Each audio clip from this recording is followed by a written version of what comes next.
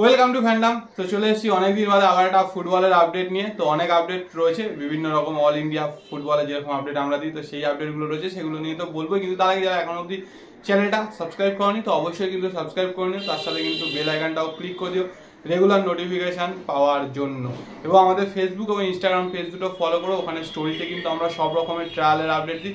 সামনেই কিন্তু একটা ফার্স্ট ডিভিশন ট্রায়াল এবং সুব্রত কাপের ট্রায়ালের আপডেট রয়েছে, সেটা কিন্তু আমাদের স্টোরিতে আমরা আপলোড করে দেব। তো সেখান থেকে অবশ্যই দেখে নিও। তো ভিডিও শুরু করার আগে বলি, ক্যাজুয়াল প্লেয়ার একটা অনলাইন পোর্টাল, যারা কিন্তু অনলাইন ওয়েবসাইট, যারা অনলাইনে কিন্তু ইস্ট বেঙ্গল, মোহনবাগান এবং ভারতীয় ফুটবলের টি শার্ট বিক্রি করে।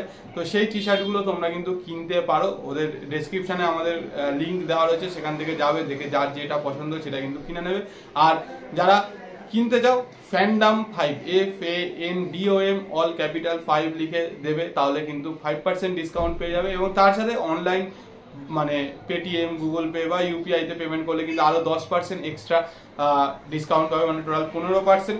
এবং যারা আমাদের যেহেতু সুনীল ছেত্রী এর মধ্যে রিটায়ারমেন্ট নিয়েছে, তো সুনীল ছেত্রী যে সমস্ত টি শার্ট ওই পোর্টালে রয়েছে, সেগুলো যারা কিনতে চাও তারা কিন্তু ফেয়ারওয়েল লিখে সার্চ করবে, মানে কোড দেবে ফেয়ারওয়েল বলে একটা প্রোমো কোড ডেসক্রিপশনে দেওয়া রয়েছে। সেটা দিলে কিন্তু তারা কিন্তু ওখানে 80 টাকা মতো ডিসকাউন্ট পেয়ে যাবে, প্লাস অনলাইন ইউপিআইতে দিলে কিন্তু আরও 10% ডিসকাউন্ট পেয়ে যাবে। তো যারা যারা কিনতে যাও তাড়াতাড়ি চলে যাও, গিয়ে কিনে নাও। তো এবার আসি মেন আপডেটগুলোতে। তো অনেকগুলো আপডেট হয়েছে। প্রথমে একটু কলকাতা ফুটবলের কথা বলি। তো কলকাতা ফুটবল লিগ তো শুরু হতে চলেছে। দল গঠন জোর কদমে চলছে, প্রচুর টানা হিচড়া চলছে। এই প্লেয়ারকে ও নিয়ে নিচ্ছে, ওই প্লেয়ারকে সে নিয়ে নিচ্ছে।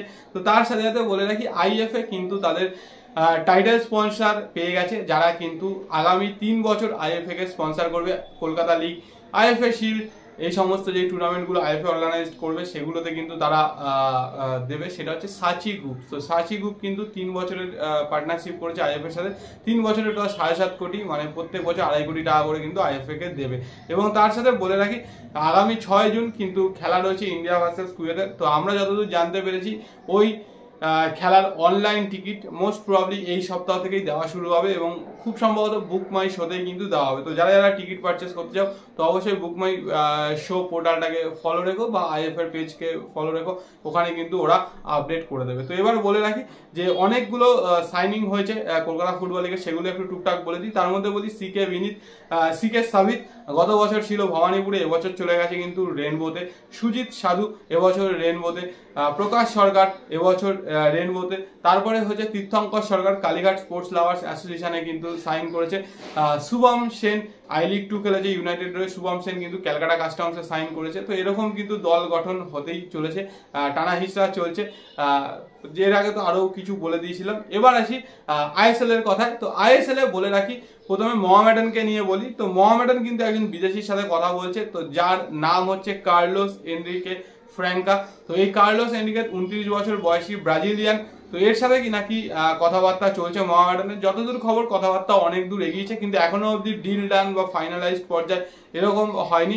তো সেটার জন্য আরো কিছুদিন কিন্তু সময় লাগবে। কিন্তু যেটা শোনা যাচ্ছে, মোহামেডান কিন্তু খুব তাড়াতাড়ি তাদের কো ইনভেস্টারের নাম কিন্তু ঘোষণা করতে চলেছে। বাংকার হিল তো রয়েছে, তার সাথে আরো একজন যে যুক্ত হবে, তার নাম কিন্তু ঘোষণা করবে খুব তাড়াতাড়ি। এবার দেখা যাক যে তার সাথে সাথে এই ফ্র্যাঙ্কাকে নিতে পারে কিনা মোহামেডান, সেটার জন্য আরও কিছুদিন ওয়েট করতে হবে। এবং বেশ কিছু ইন্ডিয়ান প্লেয়ার যারা প্রমিসিং এবং রীতিমতো আইএসএল খেলছে, তাদের সাথেও কিন্তু কথাবার্তা চালাচ্ছে মোহামেডান স্পোর্টিং। সেই সমস্ত প্লেয়ারকেও কিন্তু যদি ঠিকঠাক থাকে, তাদেরকেও কিন্তু নিতে পারে।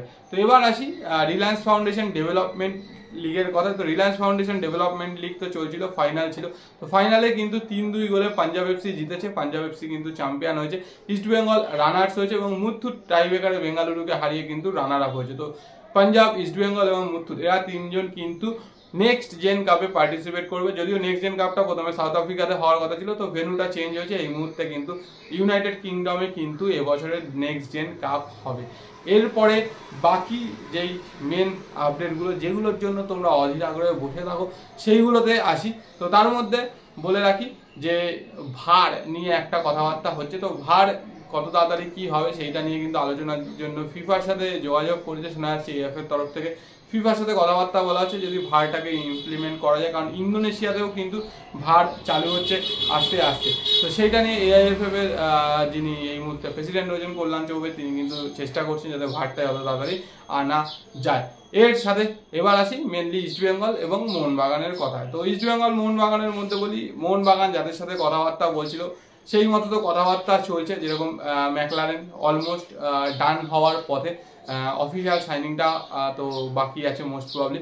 তো সেইটা তো রয়েছে। আরও একজন বিদেশি, সে কিন্তু সেন্ট্রাল কোস্ট মেরিনার্সে খেলে, ডিফেন্ডার, তার সাথেও কিন্তু কথাবার্তা বলছে শোনা যাচ্ছে মোহনবাগান, যেহেতু তারা ACL 2-তে পার্টিসিপেট করবে, তো ডিফেন্সটাকে স্ট্রং করার জন্য। তো সেই জায়গা থেকে যদি সেই বিদেশি হয় সেটাও কিন্তু একটা বিশাল বড় সাইনিং হবে।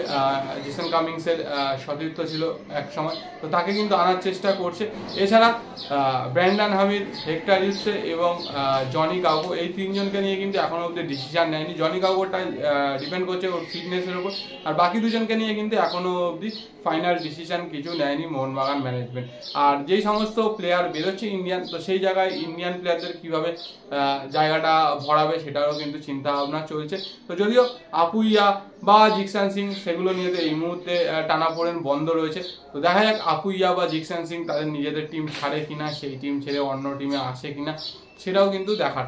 আর শেষে ইস্টবেঙ্গলের কথায় আসি। তো ইস্টবেঙ্গলের সব জায়গায় তো শোনা যাচ্ছে দল গঠন চলছে, কোচও এক জায়গায় ইন্টারভিউ দিয়েছেন, বলছেন পয়সার কোনো অসুবিধা হবে না, আমরা আমাদের যেরকম টার্গেট রয়েছে সেই টার্গেট অনুযায়ী টিম করার চেষ্টা করছে। তো যতদূর সম্ভব যেই পজিশনগুলোতে মেনলি প্লেয়ার লাগবে, যেরকম একটা সেন্টার ব্যাক, একটা সেন্টার ডিফেন্সিভ মিডফিল্ডার এবং ফরওয়ার্ড, তো ফরওয়ার্ডে তো অবশ্যই বিদেশি আসবে, কোন এবং সেই জায়গায় কোন বিদেশি আসে, কোন দেশ থেকে আসে সেটাই হচ্ছে দেখা। তবে আমাদের কাছে যতদূর খবর মোস্ট প্রবাবলি সেইখানেও হয়তো স্প্যানিশ কেউ আসবে, সেরকমই কিন্তু কথাবার্তা চলছে। এবং সেই বিদেশির ক্ষেত্রেও কোচ কার্লস কোয়াদ্রাত নিজেই কিন্তু সেটা দেখছেন সেই জায়গাটা। এবং ইন্ডিয়ান প্লেয়ারও অনেকের সাথে কথাবার্তা বলছে এখনো অবধি, যাদের সাথে সাইন হয়েছে, যেরকম ডেভিড বা দেবজিৎ বা মার্ক জোথানপুরিয়া, এদের সাথে তো লাকড়া, এদের সাথে তো সাইন হয়েছে। বাকি তো এখনো অবধি কারোর সাথে ইন্ডিয়ান প্লেয়ার আপাতত সাইন হয়নি। তবে অবশ্যই ইস্টবেঙ্গলেরও কনসার্ন কিন্তু সে ডিফেন্সিভ মিডফিল্ড, কারণ সেখানে কিন্তু সৌভিক চক্রবর্তী ছাড়া এই মুহূর্তে সেরকম কোনো ইন্ডিয়ান প্লেয়ার নেই। আর সেই জায়গাটাই কিন্তু মেন, যেটা কিন্তু টিমের মেন স্ট্রাকচারটাকে মেনটেন করে, যেরকম দেখতে পেয়েছো জহু বা অন্যান্য টিমে যেরকম রয়েছে। তো সেই জায়গা থেকে কিন্তু সেই পজিশনের প্লেয়ার নেওয়ার জন্য কথাবার্তা চলছে। তবে আপুইয়া হবে কিনা, আপুইয়া আসবে কিনা, এটা তো এখনো অবধি জানি না। তো দেখা যাক সেই জায়গায় কোন প্লেয়ারকে নেয়, ইন্ডিয়ান কোনো প্লেয়ারকে নেয় কিনা বা বিদেশি কোনো সেন্ট্রাল ডিফেন্সিভ মিডফিল্ড নিয়ে আসে কিনা, সেটা হচ্ছে দেখার। কারণ বিদেশি সেন্ট্রাল ডিফেন্সিভ মিডফিল্ড আনলে কিন্তু বিদেশির একটা জায়গা কমে যাবে। তো সেখান থেকে আশা করা যায় যে ইন্ডিয়ানই কাউকে নেবে। তো সেইটা কিরকম কি হয় দেখা যাক। কারণ আপাতত যেহেতু দল গঠনের কাজ চলছে, মোটামুটি বলেছিল যে মিটিং এর পরে যে 15ই জুনের মধ্যে দল গঠন শেষ হয়ে যাবে। তো আশা করা যায় এখন 1 মাস সময় রয়েছে, আশা করা যায় তার মধ্যে তো কিছু একটা হবেই। তো ততদিন অবধি ওয়েট করা যাক। এই মুহূর্তে নতুন কোনো রিউমার বা কিছু আপাতত আমাদের কাছে নেই। তো যা যা আপডেট ছিল তোমাদের সাথে শেয়ার করে দিচ্ছি। আর ভিডিওটা ভালো লাগলে লাইক শেয়ার কমেন্ট অবশ্যই করবে। যারা এখন অবধি সাবস্ক্রাইব করনি অবশ্যই সাবস্ক্রাইব করে দেবে। আর ফেসবুক ও ইনস্টাগ্রাম পেজটা কিন্তু ফলো করো। আর যারা ক্যাজুয়াল ক্রিয়েটার থেকে জিনিসপত্র কিনবে, ডেসক্রিপশনে লিঙ্ক প্রোমো কোড সব দেওয়া রয়েছে, ওখান থেকে কিনে। তো চলো এখনের জন্য টাটা।